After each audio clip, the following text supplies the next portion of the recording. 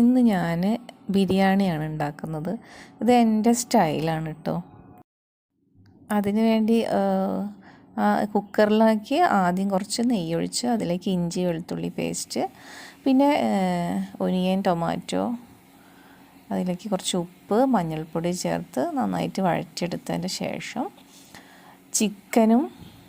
ചിക്കനിലേക്ക് കുറച്ച് ഞാൻ മഞ്ഞൾപ്പൊടി ഉപ്പ് തേച്ച് കുറച്ച് നേരം മുന്നേ വെച്ചിട്ടുണ്ടായിരുന്നു. അതും അതിലേക്ക് ബിരിയാണി മസാല, പിന്നെ മല്ലിപ്പൊടി, കുരുമുളക് പൊടി, കുറച്ച് തൈര്, ഇതെല്ലാം ചേർത്തിട്ട് ചിക്കൻ ഒന്ന് വേവിച്ചെടുക്കുന്നുണ്ട്. പിന്നെ ഞാൻ ഈ ചിക്കൻ വാങ്ങിക്കുന്ന സമയത്ത് ബിരിയാണി എന്നുള്ളൊരു പ്ലാനിങ് ഒന്നും ഉണ്ടായിരുന്നില്ല. പിന്നെ ഒന്ന് ലീവൊക്കെ ആയപ്പോൾ പിന്നെ ബിരിയാണി വെച്ചേക്കാമെന്ന് വിചാരിച്ചു. അതുകൊണ്ട് ചിക്കൻ്റെ പീസ് കുറച്ച് ചെറുതാണ്, കറിക്ക് വേണ്ടി വാങ്ങിച്ചതായിരുന്നു.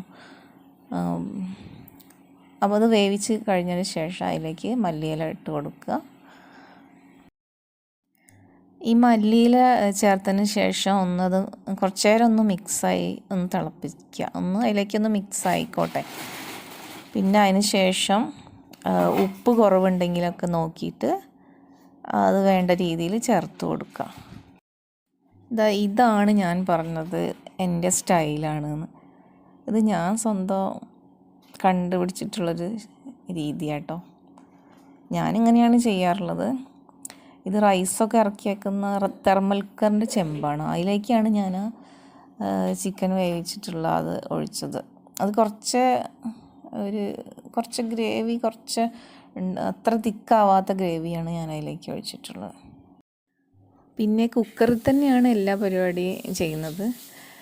കുക്കറിൽ കുറച്ച് നെയ്യ് ഒഴിച്ചിട്ട് അതിലേക്ക് കിസ്മിസും കാഷ്യൂനട്ടും വറുത്തെടുത്തതിന് ശേഷം ആ നെയ്യിലേക്ക് തന്നെ ഞാൻ ബിരിയാണീൻ്റെ റൈസും എന്നിട്ട് വഴറ്റി കൊടുക്കുന്നുണ്ട്. അതിന് ശേഷം അതിലേക്ക് ആവശ്യമുള്ള പട്ട, ഗ്രാമ്പു, ഏലക്ക പാകത്തിന് വെള്ളം ഒഴിച്ചിട്ട് അത് വേവിച്ചെടുക്കുക. ആ വേവിച്ചെടുത്ത റൈസ് നേരത്തെ ആ ഗ്രേവി ഒഴിച്ചിട്ടുണ്ടായിരുന്നല്ലോ, ആ ഗ്രേവി ഒഴിച്ച ചെമ്പിലേക്ക് റൈസ് ഇടുക. കിസ്മിസ്, കാഷ്യൂനട്ട് ഇട്ട് കൊടുക്കുക ലെയറായിട്ട്. എന്നിട്ടത് ഒരു ദം ബിരിയാണി സ്റ്റൈലാണ് ഞാൻ ഈ ചെയ്യുന്നത്. അതിന് മുന്നേ എനിക്ക് സ്റ്റാർട്ടിങ്ങിൽ അത് കാണിക്കാൻ പറ്റിയില്ല, അത് വീഡിയോ കട്ടായിപ്പോയി. ഞാൻ വീഡിയോ പോസ് അടിച്ചതിലെ പ്രശ്നം വന്നു. വേവിച്ചെടുത്ത റൈസെല്ലാം നമ്മൾ ഈ ചെമ്പിലേക്ക് ഇട്ട് കൊടുക്കുകയാണ്. അതിൻ്റെ ഇടയ്ക്ക് ആ ലെയറായിട്ട് ഇടുന്നതിൻ്റെ ഇടയ്ക്ക് ആവശ്യമുള്ള നെയ്യ് ഒഴിച്ച് കൊടുക്കണം.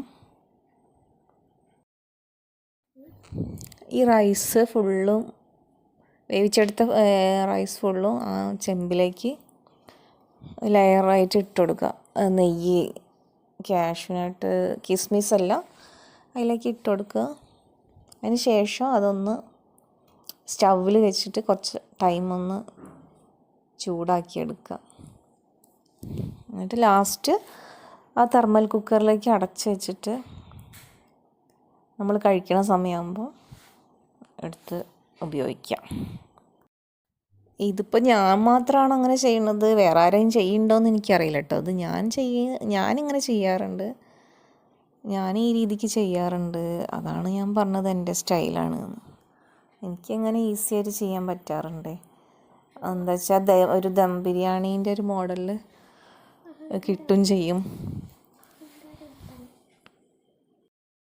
അപ്പോൾ ഇന്ന് എൻ്റെ ഈ കുക്കിംഗ് ഇവിടെ അവസാനിച്ചു. ഇനി അടുത്ത വീഡിയോ ആയിട്ട് പിന്നെ വരാം കേട്ടോ. അപ്പോൾ ഇഷ്ടപ്പെട്ടാൽ സപ്പോർട്ട് ചെയ്യണേ.